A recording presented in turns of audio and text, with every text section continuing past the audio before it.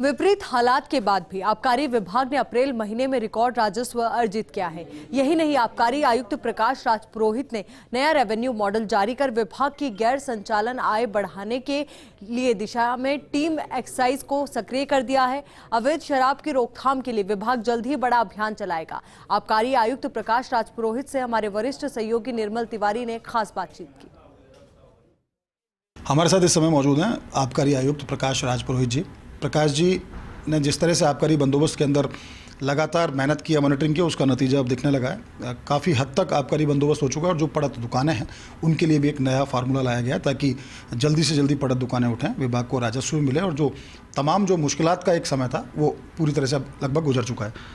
प्रकाश जी, सीधे तौर पर बात करें तो इसको किस रूप में देखते हैं? अभी तक आबकारी बंदोबस्त जो हुआ है उससे कितने आप संतुष्ट हैं और आगे किस मॉडल पे आप लेके जा रहे हैं बंदोबस्त को?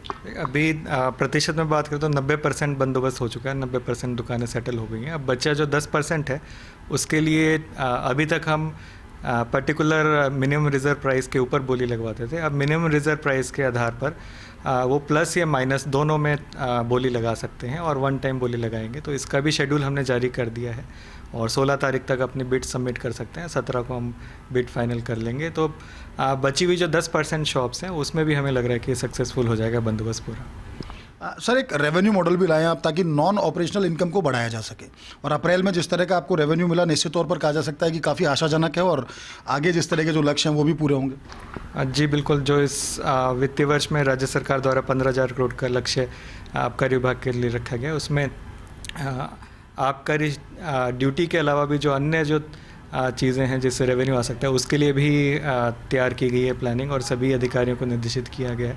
तो जितने भी अलग अलग हेड्स हैं उनमें भी लगातार प्रयास करेंगे तो उनका भी रेवेन्यू है वो एक्स्ट्रा ही हमारे लिए जनरेट होगा। एमनेस्टी स्कीम की बात करें या फिर आपने जिस तरह से और जो उसमें 3-4 बिंदु शामिल किए गए, क्या लगता है इसमें कितना तो लक्ष्य और कितना अर्जित करने के लिए आपने एक विशेष प्रयास, मतलब टीम वर्क हो उसमें?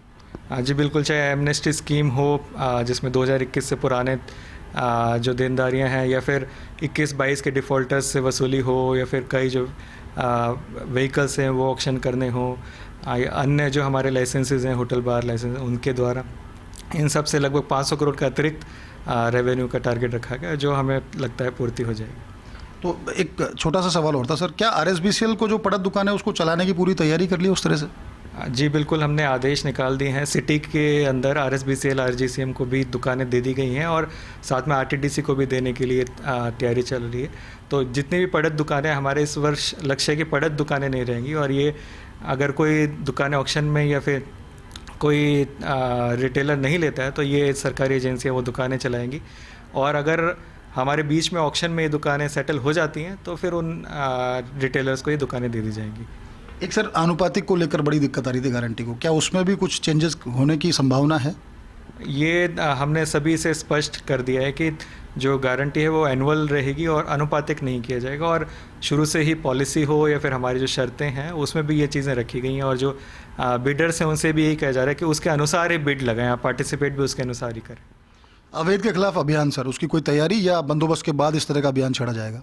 जी बिल्कुल, अप्रैल में भी काफ़ी अच्छा अभियान चला। अप्रैल के महीने में भी लगातार EPF की और दूसरे रेगुलर इंस्पेक्टर्स ने भी अच्छा अभियान चलाया। चाहे पड़त एरिया था वहाँ पे कोई इलीगल लिकर सेल ना हो तो उसके लिए बड़ा अभियान चलाया गया और आगे भी निरंतर इलीगल अवैध हथकड़ के लिए या फिर कोई और पड़त एरिया रहता है तो वहाँ के लिए अभियान लगातार चला जाएगा। बहुत बहुत धन्यवाद। तो आप हैं प्रकाश राज पुरोहित जी, आपका साफ तौर पर कहना है कि एक रेवेन्यू मॉडल भी लाया गया ताकि आबकारी का जो राजस्व है उसमें गैर जो संचालन मद है उसमें भी राजस्व प्राप्त हो और जो जिस तरह से बंदोबस्त किया, चूँकि 90% बंदोबस्त हो चुका है और 10% बंदोबस्त ऐसी की उम्मीद है, अगला जो अंतिम चरण है उसके अंदर वो भी हो जाएगा।